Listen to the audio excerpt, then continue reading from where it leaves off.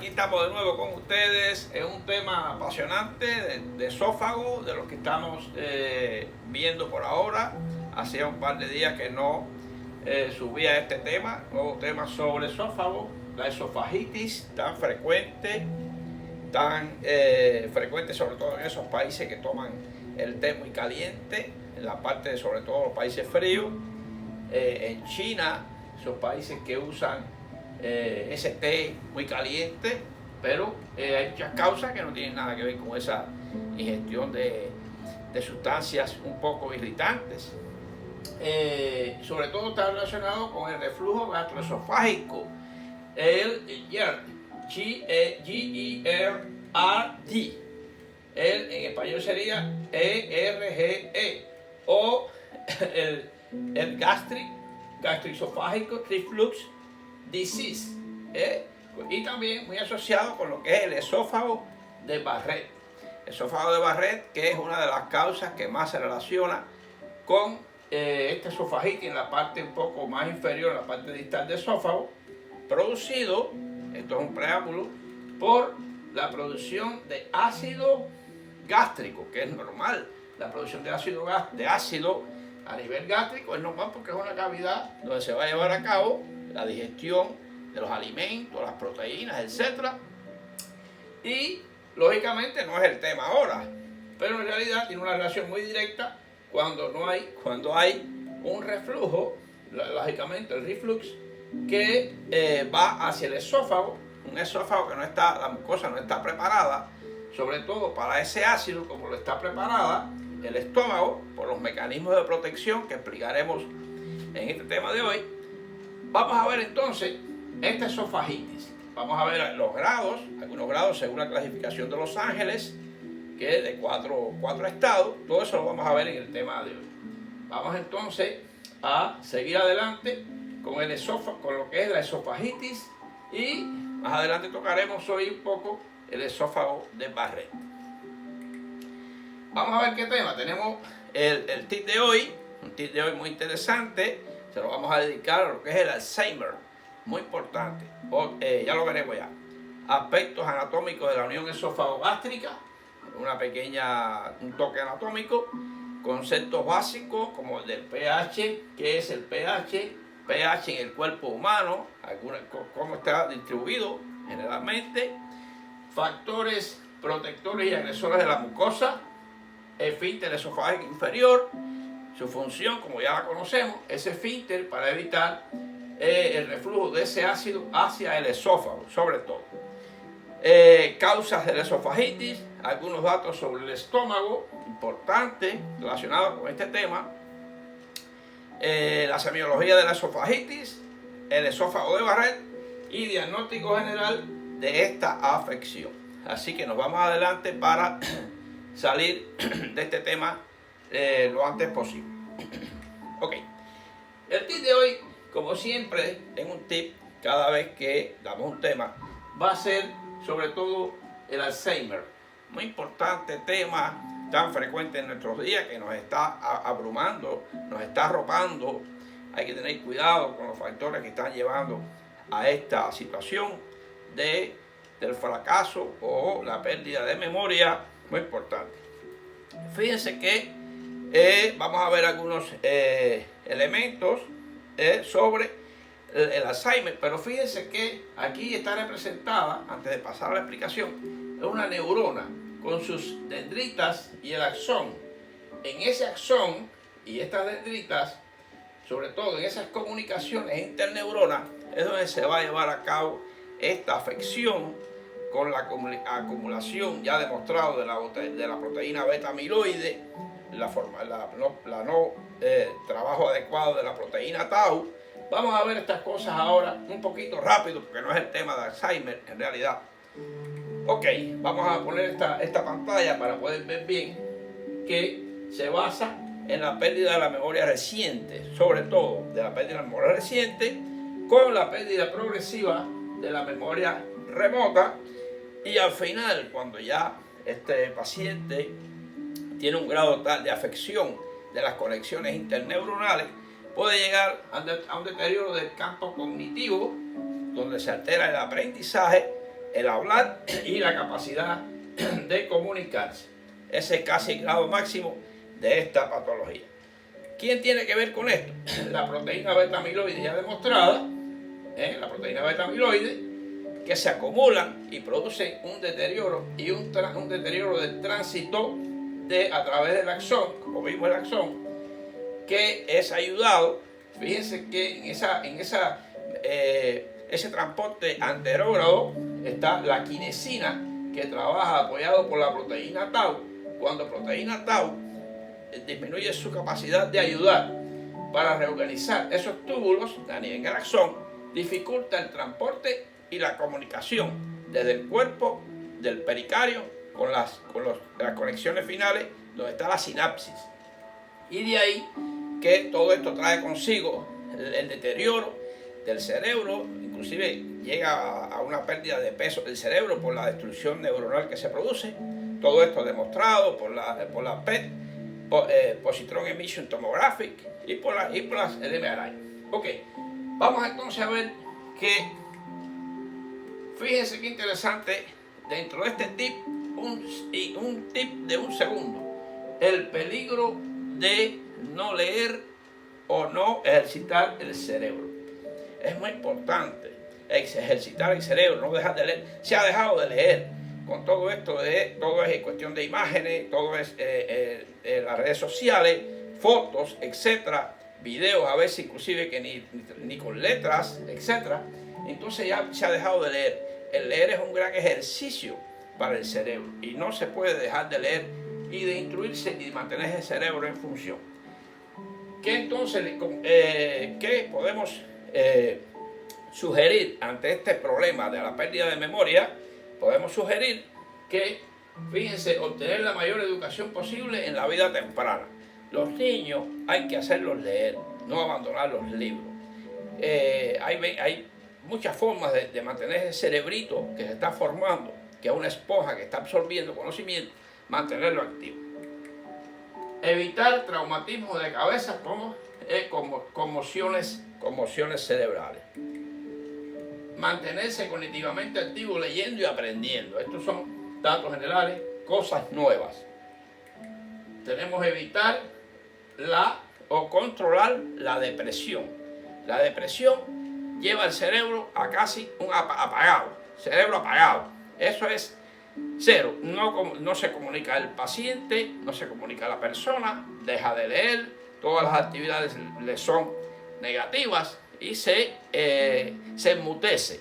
Eso es peligroso en lo que es la producción o el desarrollo del Alzheimer. Manejar el estrés que eleva los niveles de cortisol. Tratar la hipotensión ortostática, lógicamente. La irrigación cerebral es muy importante, porque no solamente estas proteínas y el no trabajo de las proteínas tau, por ejemplo, lleva al Alzheimer, sino también que la irrigación cerebral es muy importante todo el tiempo. La hipotensión postural puede contribuir a la mala irrigación del cerebro.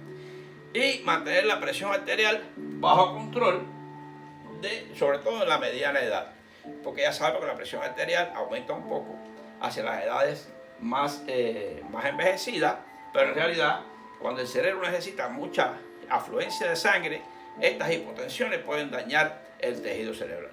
Así que bueno, este es el tip que teníamos sobre el Alzheimer en el día de hoy. Y nos vamos entonces con el tema de esófago. Seguimos adelante.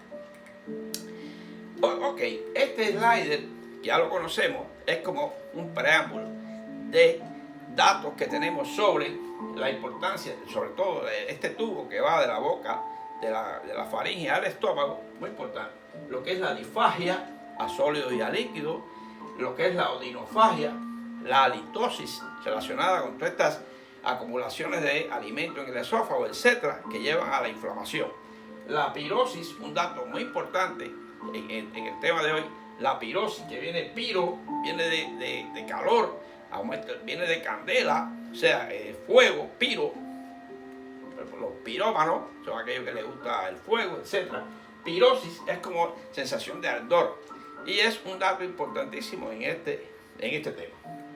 La regurgitación, ya la habíamos visto cuando habíamos hablado de la calasia, etc. Y los espasmos esofágicos. Estos datos son importantes porque se relacionan a la esofagitis, que es la que estamos viendo en el día de hoy. Este recuento es rápidamente, miren, este es el esófago con su capa más externa, la adventicia, la muscular y una mucosa, prácticamente es una cavidad cerrada, virtual. Esta mucosa medio plágica no está preparada sobre todo para el ácido, aunque fíjense que los pH del esófago van desde alcalino en la parte más superior hasta un poco ácido en la parte muy próxima al estómago, por eso mismo, porque se producen pequeñas regurgitaciones. Es decir, las tres capas musculares que habíamos estudiado, la longitudinal, la circular, etc.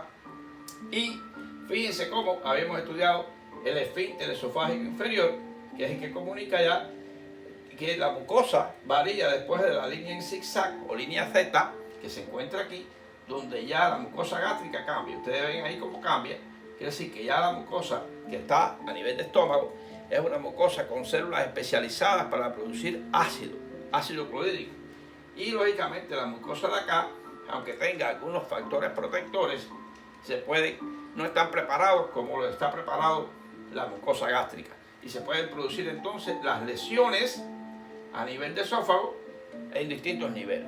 Lo que sería entonces la esofagitis. Muy importante. O el reflujo gastroesofágico. Muy bien. Aquí tenemos entonces la mucosa, las distintas capas. Y aquí habíamos mostrado cómo está el plexo mioentérico entre las capas circulares y la mucosa. Y lo que era longitudinal, las circulares, y la circular y la mucosa. Los plexos de Auerbach, mioentérico, etc.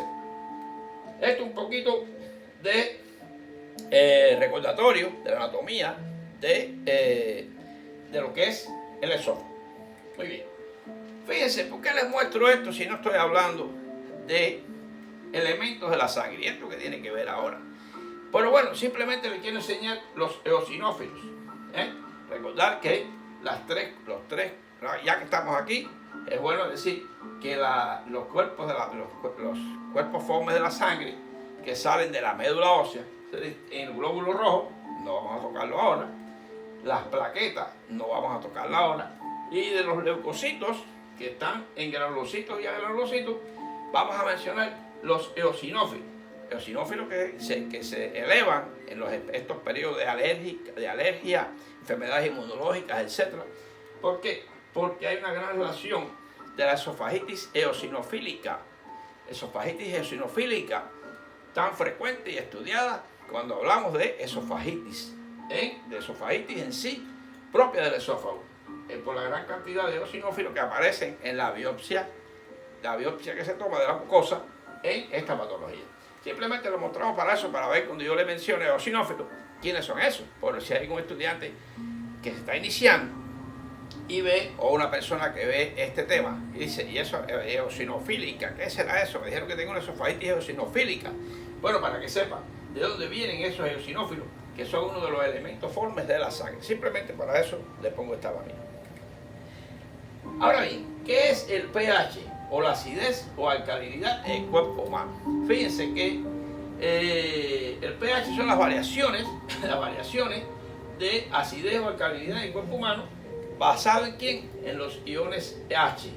El elemento hidrógeno es muy importante. Ustedes saben que el agua está formada por H2O, o sea, dos iones de hidrógeno con un oxígeno, H2O. Por tanto, vamos a ver que este pH va de 0 a 14. El pH está distribuido en diferentes formas en el cuerpo humano. Vamos a verlo más adelante. Y se basa en oxirredox. Por ejemplo, las mucosas, cuando pierden elementos, cuando pierden electrones, etc., son capaces de inflamarse, de reducirse, porque lógicamente cuando captan electrones se reducen, cuando pierden electrones prácticamente se oxidan. Quiere decir que todo eso aparece en la mucosa, y de ahí todo eso vamos a explicar un poquito ahora para que ustedes vean cómo esto varía, y por eso hay sustancias protectoras de la mucosa, etcétera, para que no ocurra esto a nivel de la mucosa. Y ahí vienen las lesiones, deshidratación del tejido, necrosis, y ahí vienen las úlceras. ¿Cuál sería la fórmula del pH? pH es menos el logaritmo de la concentración de iones hidrógeno. Esto es lo que es, esta es la molécula de hidrógeno, este es el hidrógeno, como aparece en la tabla de los metales, 1.0079, ese es el número atómico.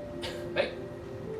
Y fíjense que la escala va de 0 a 14. ¿Basado en qué? En la concentración de iones hidrógeno. Hay un punto neutro, hay ácido que va de 0 a 7, 0 a 6.8, un neutral y otro que va hasta 14. Esa es la escala prácticamente de la escala del pH. Así se ve, que se puede hallar inclusive con los papeles de tornasol, y de acuerdo al color se va a ver la acidez.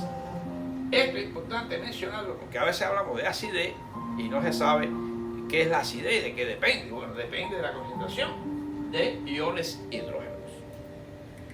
Vamos a ver entonces otro concepto básico, la escala de pH en nuestro organismo. ¿Ven?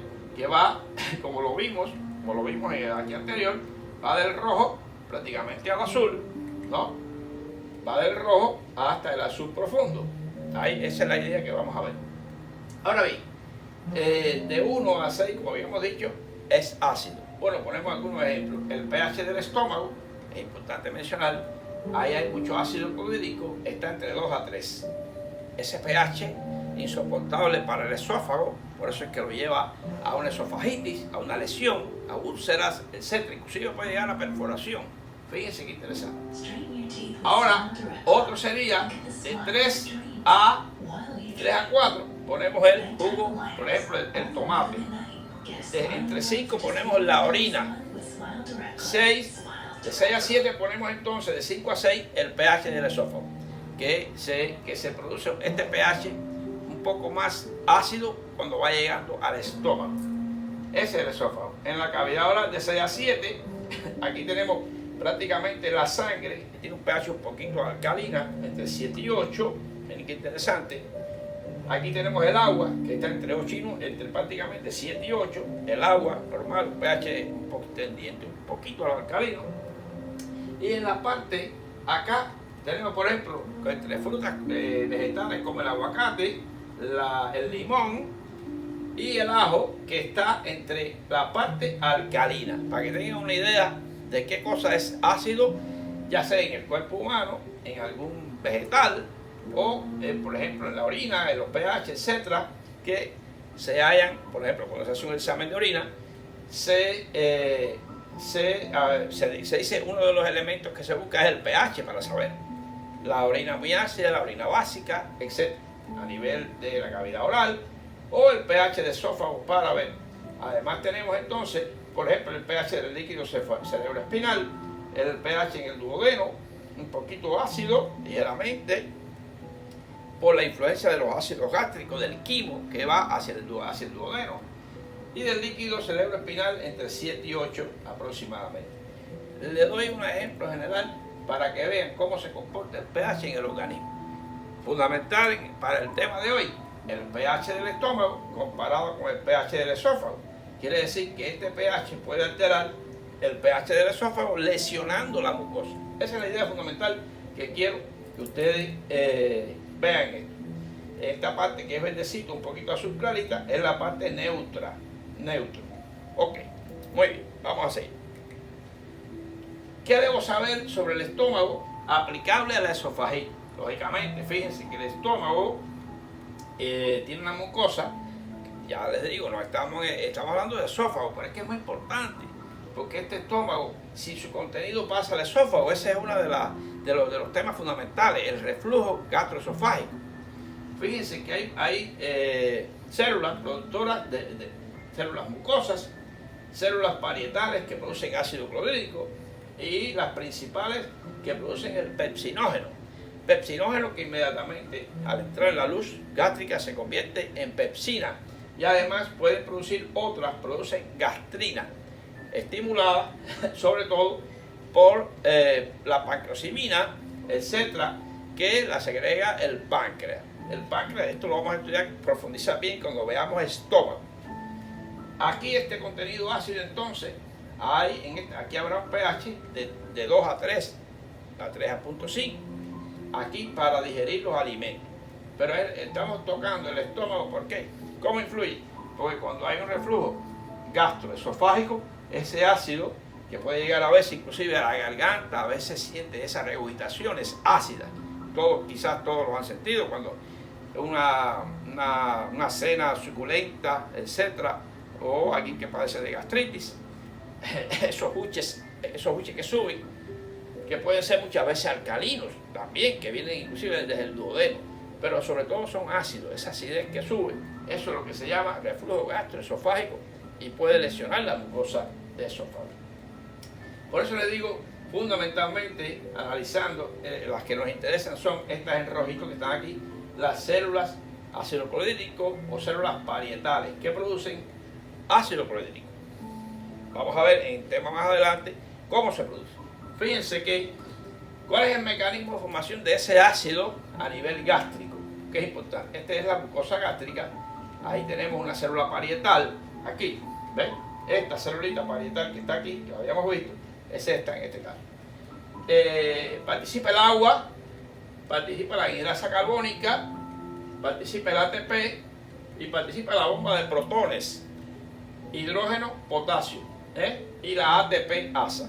Vamos a verlo ahí ahora. Fíjense, vamos a empezar por el agua. El agua, el contenido de agua entra y se separa en hidrógeno y OH. El hidrógeno sale hacia la luz del estómago, esperando a quién, al cloro. Que vamos a ver cómo llega ahí. Este OH, ayudado por la anhidrasa carbónica, pasa a lo que es la pared del esófago, la pared de lo que es del estómago. Y ahí, por un mecanismo de intercambio, cuando este bicarbonato, la anhidrasa carbónica, lo convierte en CO2 y bicarbonato. El bicarbonato entra hacia la pared y así entra entonces el cloro. Ese cloro va hacia la pared que da la luz y atraviesa por un mecanismo de difusión, concentración, y entra acá. Y fíjense, el hidrógeno entra, se intercambia con el potasio, aquí, la bomba de hidrógeno, la bomba de protones, HK, o hidrógeno potasio. Cuando sale el hidrógeno, entra el potasio y vuelve a salir inmediatamente. Pero el cloro se une al hidrógeno formando el ácido clorhídrico. Esto puede estar un poquito más explicado en un libro de fisiología. Les resumo esto para que vean de dónde viene ese ácido clorhídrico. Es una alta concentración en la luz del estómago. Y al fin y al cabo, este ácido clorhídrico es el que al llegar aquí a lo que es la luz, a la cavidad gástrica, hace la digestión de las proteínas, termina la digestión de los glúcidos, etc., a nivel de la luz del estómago, convirtiéndolo en un quimo prácticamente un poco alcalino. ¿Y qué pasa al duodeno? Eso lo vamos a explicar bien cuando veamos estómago. Muy importante. Ahora bien, ante esto de que el estómago necesita tener el ácido, pero a nivel necesita factores protectores. ¿Ven? Quiere decir que los factores protectores y agresivos a nivel de estómago, todo esto es a nivel de estómago, porque no podemos entender la esofagitis si no conocemos al estómago, como siempre digo yo. Fíjense que a nivel factores protectores hay células productoras de moco, de mucina, el mismo bicarbonato que se produce, que es después de la anhidrasa carbónica, las prostaglandinas y el flujo sanguíneo. Estos son factores reguladores de la pared gástrica. Pero fíjense, prácticamente cuando hay un problema, predominan los factores agresivos, donde el ácido clorhídrico, la pepsina, importantísimo, el Helicobacter pylori como bacteria, están demostrados en la producción que se reproduce en ese medio ácido.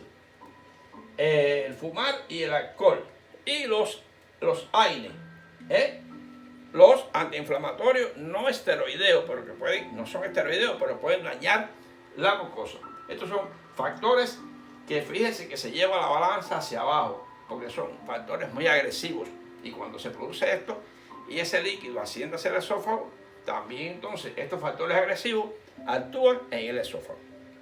Así que seguimos adelante. ¿Cuáles son las principales causas de esofagitis asociadas con todo este problema de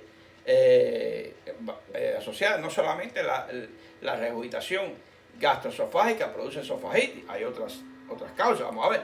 Tenemos aquí la esofagitis por radiación, cuando hay un tumor del hilio pulmonar, un tumor de pulmón, un tumor del mismo esófago, o a nivel de asociada con la sarcoidosis, etcétera, tumores del mediastino. Hay que irradiar. Por tanto, esa irradiación va a afectar al esófago. Es una esofagitis maligna, esofagitis muy grave. Tenemos la esofagitis por reflujo gastroesofágico, que es la que estamos viendo ahora, o el Barrett. Y la hernia hiatal, tan desarrollada, tan relacionada con esta regurgitación del ácido, se pierde el control esfincteriano, esófago gástrico, y asciende esa acidez hacia el esófago, produciendo la esofagitis.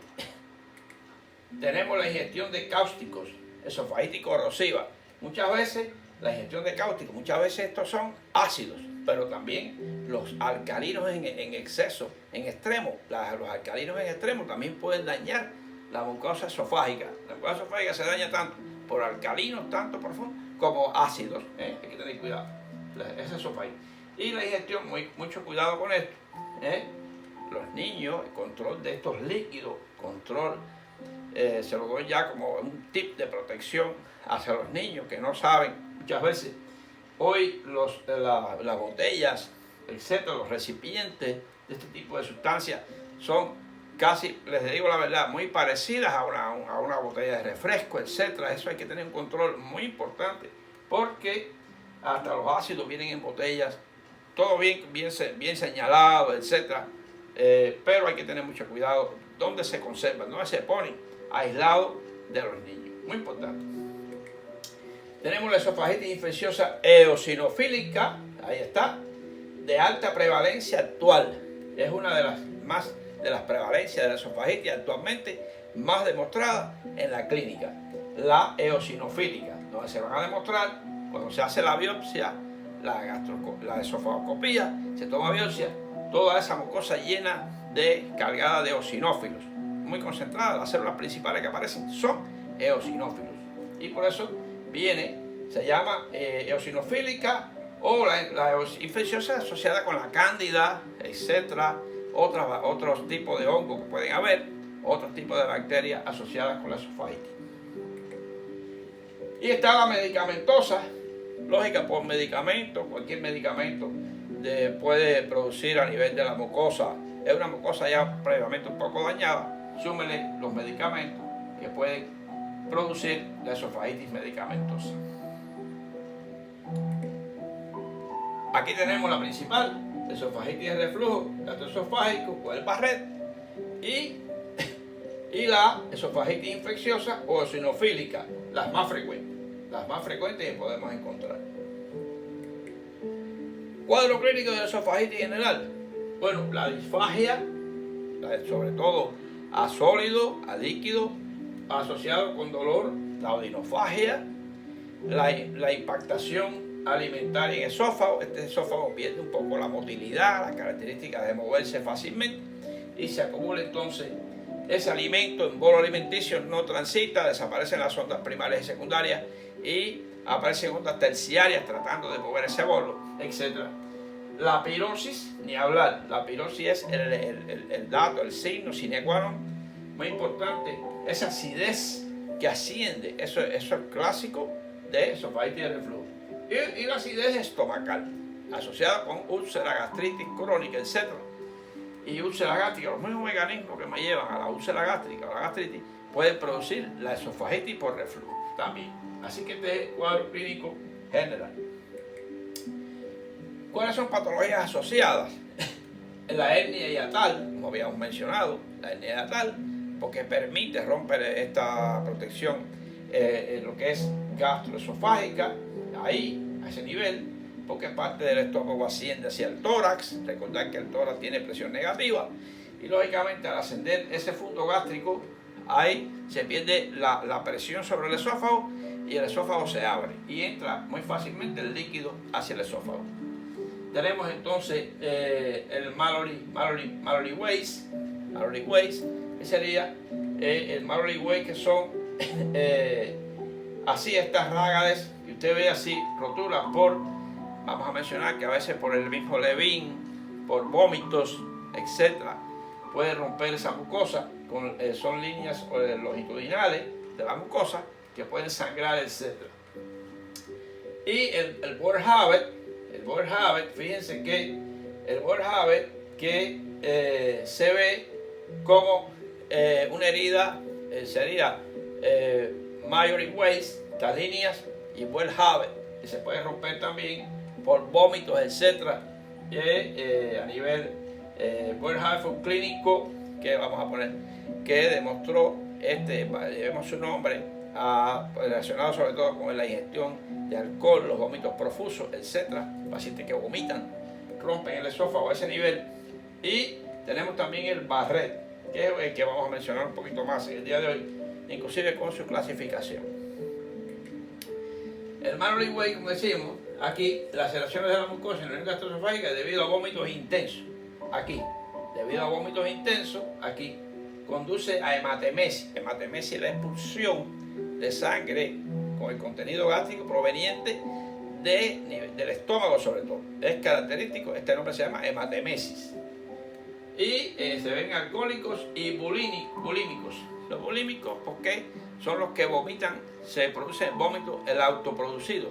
Son personas que no están de acuerdo con su peso, lo conocemos, que es un desorden alimentario, y entre los casos psicológicos y trastornos de la alimentación. Los bulímicos, aquí, se provocan el vómito, entonces puede romperse ese esófago muy fácilmente. Este es el Mallory Weiss. El síndrome de Boerhaave o Bean-Hebin Syndrome. Bean-Hebin Syndrome es ruptura de esófago por vómito por esfuerzo intenso. La mucosa medioplágica puede romperse fácilmente, inclusive puede hasta perforarse, produciendo mediastinitis por perforación. Muy importante. Muy importante. Permiso. Aquí me queda. Ok. Esófago de Barrett. El esófago de Barrett es una enfermedad llamada por reflujo gastroesofágico, como decimos, relacionada con destrucción de la mucosa por la acción química del ácido gástrico, que va a tener diferentes grados, de la A a la E, A, B, C, D, A, B, C, D. Son 4 grados que va a tener en la clasificación de Los Ángeles. Relación directa con el cáncer de esófago, importantísimo. Cuando esa mucosa se afecta, pueden haber cambios estructurales, pueden haber displasia, pueden haber crecimientos anáicos proliferativos, etc. Y factores de riesgo, puede ser hombre con la genética, raza blanca, cigarrillo y hiperacidez gástrica. Los mismos factores que llevan a la úlcera gástrica, como les decía, llevan a lo que es el Barrett. Se produce sobre todo a nivel de la parte más inferior del esófago. ¿Cuál sería la clasificación de Los Ángeles? Vamos a verla. No vamos a leerla así por leerla, sino vamos a verla con la gráfica. Muy interesante. Va de la A, como les decía, A, B, C, D. Esto sería la lesión esquemática asociada con el dibujo a nivel de la unión esófago-gástrica. ¿Ven? Y esta sería la esofagoscopía. Vamos a ver. La A sería una o más lesiones de la mucosa menos de 5 milímetros que no se extienden entre la parte superior de 2 pliegues de la mucosa. No se extienden más allá de 2 pliegues de la mucosa. Allá. Esa sería la A.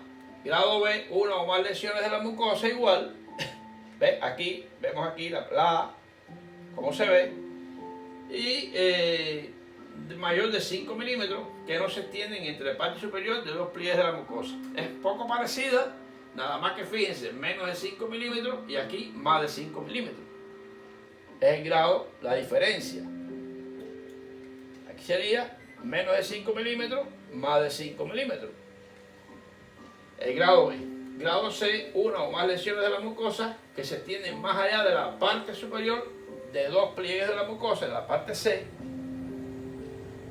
están más producidas, ve cómo se prolongan, de grado C, más allá, y de los pliegues de la mucosa, pero que afectan menos del 75% de la circunferencia. Fíjate, menos del 75% aquí, el grado C, menos del 75%. Miren como aquí se afecta totalmente, cuando vayamos a ir ya más del 75, al menos un 75% más de la circunferencia esofágica. Aquí está casi total, aquí ves que se afecta menos del 75%, y aquí puede ser de 75 a circular, en el grado D, ya. Y aquí miren cómo afecta toda la mucosa. Y aquí, esto que enrojecido, le habla de afección. Aquí todo esto blanquecino, afectado. ¿Ven la diferencia? Ahí. Esta es la clasificación de los ángeles de la esófago, sobre todo aplicado al esófago de Barrett, por ejemplo, o a la esofagitis de Barrett, esofagitis inferior del esófago. Ok, ¿cuáles serían las complicaciones del esófago de Barrett? Sangramiento digestivo alto. ¿Por qué decimos digestivo alto? Cuando estudiemos el sangramiento digestivo en un futuro como tema, vamos a ver que se divide en sangramiento digestivo alto y sangramiento digestivo bajo. ¿Cuál es el punto? El ángulo de Trace. Cuando el duodeno termina, que empieza el yeyuno, ahí hay un punto, hay un ligamento de Trace y hay un ángulo duodeno yeyunal, que ahí ese punto se considera como aproximado entre decir que es un sangramiento digestivo alto, de ahí hacia arriba, por tanto el esófago entra en digestivo alto. Vamos a ver por qué, fundamentalmente, cuando veamos ese tema bien profundo. Hematemesis, que ya dijimos, la melena está oscura. ¿Por qué es melena? Porque ya pertenece al segmento digestivo alto, llega al estómago y todo ese ácido cambia los colores de la hemoglobina y lo pone en la sangre oscura, la sangre acumulada, coágulo oscuro, y sale negra. Eso quiere decir que viene de la parte más superior. El shock, lógicamente, dependiendo del grado de sangramiento que se produce, con ese vómito o el sangramiento puede llegar a un shock. Shock hemorrágico, shock hemodinámico, ¿ven? Un shock hipovolémico, que es el que se llama así. Hay diferentes tipos de shock: hipovolémico, cardiogénico, puede ser por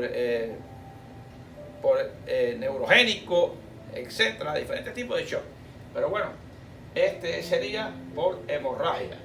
Si la hemorragia es tal que después de vómito o sangramiento se produce una cantidad de pérdida de sangre tal que puede llevar al shock con hipotensión, etcétera. Cáncer y perforación de esófago son las complicaciones del esófago de Barrett. Son grados máximos de complicación, interesante. Por lo general el paciente es tratado cuando antes de que llegara a estas complicaciones. Hay muchos medicamentos actuales, el inhibidor de la bomba de protones, los eprazoles, como vamos a mencionar, de todo tipo de antiácidos, etc. Y pues no llegan a este extremo, por lo general. Diagnóstico. La clínica, radiografía con varios, va a hablar mucho de lo que es la esofagitis, la biopsia, la endoscopía, la duodenogastroesofagoscopía, la esofagoscopía pura, análisis de laboratorio durante la endoscopía, se realiza biopsia y las muestras se envían al laboratorio para, lógicamente, ser analizadas. La endoscopía se hace y este sería el diagnóstico, sobre todo es basado en endoscopía y el valitado del esófago. Se hace. ¿Cuál sería el tratamiento? Medicamentos, sobre todo profilácticos. El mejor tratamiento de la esofagitis es profiláctico. Cúrate el estómago y tendrás un esófago curado. ¿Por qué? Porque el estómago es el principal, el órgano blanco que afecta, los órganos blancos que afectan la mala función del estómago sería el duodeno, lógicamente, y esófago hacia atrás. Por eso el estómago hay que estudiarlo muy bien, ya llegaremos ahí. Se usa el omeprazol y de la bomba de protones, como vimos, a nivel de la bomba de protones, para sobre todo hidrógeno potasio, para limitar que saque el cloro. Y si el cloro no sale, lógicamente no se va a producir la unión de hidrógeno con el cloro y no se va a formar ácido clorhídrico. Está la cimetidina también, disminuye la producción de ácido clorhídrico. Hidróxido de la cimetidina para el pepsinógeno también. Hidróxido de aluminio, hidróxido de magnesio, por ejemplo. La dieta, evitar los alimentos que puedan irritar, sobre todo el esófago, como picantes, cítricos, el café, el alcohol, y entre otros. Remedios caseros, que pueden utilizar remedios caseros como la manzanilla, el jengibre, la avena, entre otros alimentos que son bastante neutros para mejorar el pH de esos alimentos.